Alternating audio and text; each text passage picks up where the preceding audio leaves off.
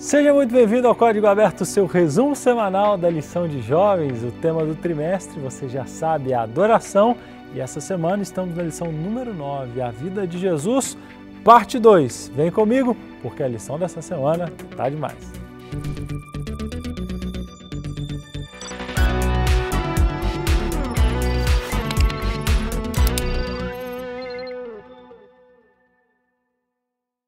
Muito bem, mais uma semana estudando a lição junto com você. Que privilégio, que bom ter você aqui comigo. A lição dessa semana é a lição número 9 e ela já começa com uma tirinha aí, um diálogo bem interessante que mostra que se Jesus, que era Deus, orava, quanto mais nós devemos ter a nossa vida de comunhão e oração também. Se você quiser, coloque aí nos comentários a impressão da tirinha. Eu acho que vai ser muito legal saber a sua opinião. A parte de domingo tem como título O Tempo Parou. Veja só, alguns anos atrás o autor menciona que passou por um momento difícil em sua vida espiritual.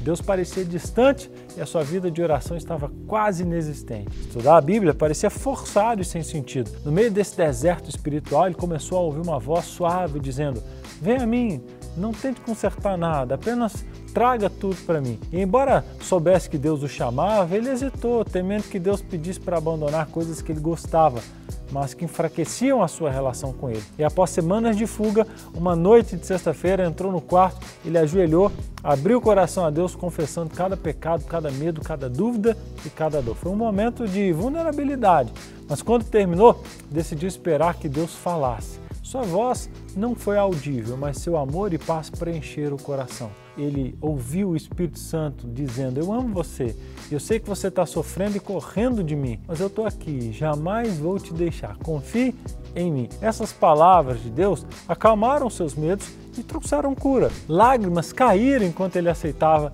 o amor incondicional de Deus. E aí, quando ele olhou no relógio, percebeu que se passaram horas em oração e o tempo parecia ter voado. Ele finalmente entendeu por que Jesus passava tanto tempo em comunhão com o Pai. Nesta semana, nós vamos explorar os momentos em que Jesus se retirou para orar e estar com Deus. São momentos que vão nos inspirar a fazer o mesmo. Mas vamos avançar porque a parte de segunda-feira encaminha para esse tema, mas o título é Hipocrisia em Foco. Em Lucas 6,19, a gente vê uma multidão buscando Jesus, tocar em Jesus, porque eles sabiam que Jesus tinha poder para curar. Aqueles que tocavam em Jesus, mesmo rapidamente, eram curados. Isso mostra a incrível autoridade de Cristo e a força do seu poder divino. E aí, nesse capítulo, Jesus também confronta a rigidez dos fariseus sobre o sábado. Seus discípulos estavam colhendo espigas no sábado, que era considerado errado pelos líderes religiosos. Mas Jesus, sendo o Senhor do sábado, mostrou a sua autoridade ao curar uma mão ressequida na sinagoga. Ele usou esses momentos para ensinar sobre o verdadeiro significado da fé. Além disso,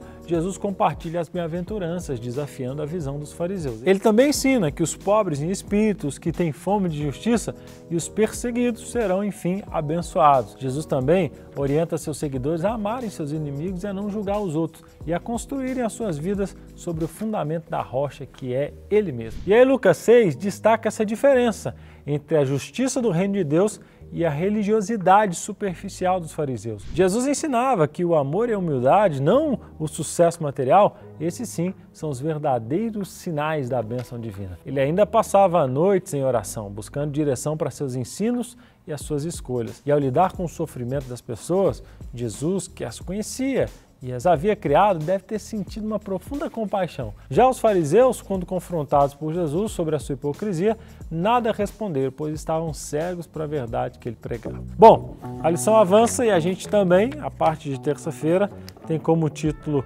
Orações Noturnas e Alto Risco. Jesus enfrentou, gente, um ministério cheio de desafios e adversidades que ninguém mais experimentou. Ele foi rejeitado pelo seu próprio povo, traído, abandonado, preso, injustiçado, passando por momentos de extrema dor e sofrimento. Mas mesmo com tudo isso, ele nunca deixou de buscar a Deus em oração.